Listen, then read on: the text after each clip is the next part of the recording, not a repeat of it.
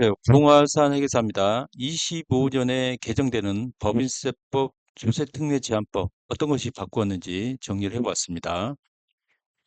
그 성실신고 확인 대상자 소규모 법인에 대한 법인세 가표 구간 세율이 조정됐는데 성실신고 대상자 경우에는 이제 5자가 많이 들어가요. 지배주의 지분이 50% 추가, 부동산 임대업, 그다음에 임대이자 배당 소득이 매출액의 50% 이상, 상시 근로자가 5인 미만, 이 세 가지가 엔드로 충족이 돼야 되면 이 법인세 최저세율을 과거에는 2억까지가 9%였는데 이거를 10% 올려서 19%로 한다는 겁니다. 25년 1월 1일 이후부터.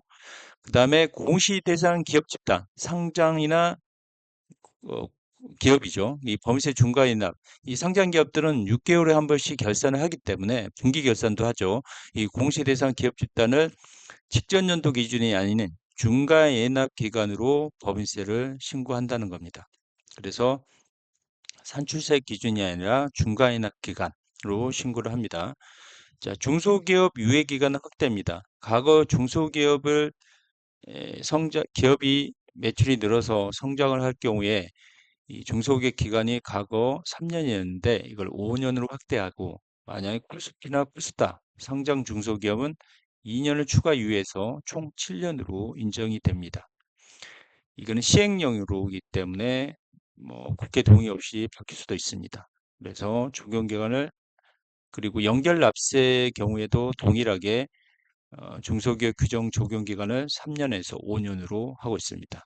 자, 연구개발용 기계장치 가속상각인데요. 자, 연구개발을 할 경우에 이익이 많이 날 경우에 주기상각을 인정해 주겠다. 연구개발을 많이 하는 경우에. 그래서 5년에서 3년으로 단축해서 주기상각을 인정해 준다는 겁니다.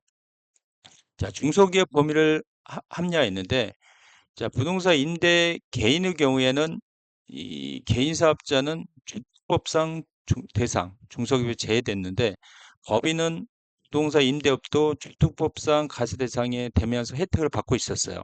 이래서 법인을 활용하여 개인의 조세회피를 방지하기 위해서 이 성실 신고 확인 대상 소규모 법인, 앞에서 말씀드린 지분율 지배주주 50% 추가, 임대업 등 이자 배당이 50% 이상, 상시 근로자 50 미만의 경우에, 이런 경우에는 조특법상 중소기업이 안 되도록 하겠다. 불리고 주겠다 이거죠. 자, 창업 중소기업 세액 감면 제도 합리화인데 조특법 6조에 있어요. 이 창업 중소기업 적용 기한이 24년으로 종료되는데 이걸 3년 연장하고, 고용 증가 시 적용률 감면율을 50에서 100%로 늘립니다. 그리고 특정 기업의 감면이 과도하게 집중되지 않도록 연간 한도를 5억까지 하고, 그 다음에 가밀 억제 권역 예의 주도권 지역에 대해서 감면을 인하합니다. 그래서 수도권 중에 가밀 억제 권역이 있잖아요. 그 중에 뭐 안산 같은 경우도 가밀 억제 권역인데, 이 일반 50%, 청년 생계형 100%를 일반 20%, 청년 생계형 75%로 더 줄여버립니다.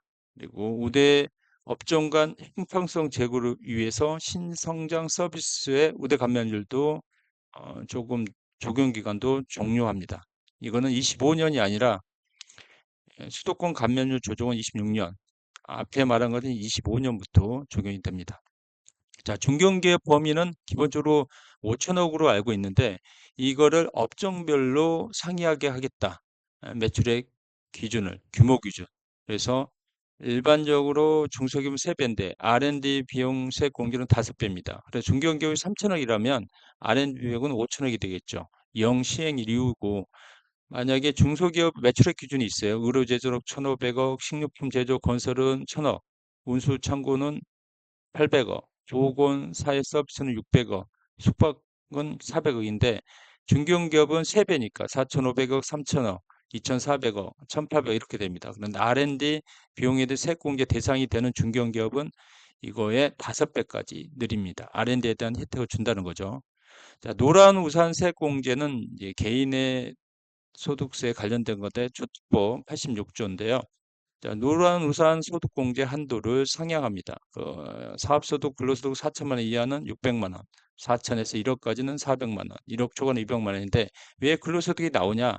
1900 8천만 원 이하의 법인 대표도 소득공제, 노란우산공제가 인정이 됩니다. 자, 주주환원 촉진제도 신설인데요. 이거는 이제 윤석열 정부가 계속하는 거고, 이자 배당 자사수 소각으로 주주환원을 확대한 코스피, 코스닥 상장 기업의 경우에는 그 직전 3년 평균 대비 주주환원 금액의 5% 초과 증가분에 대해서 5%로 공제를 해준다는 겁니다. 이건 3년간 해주는 거고요.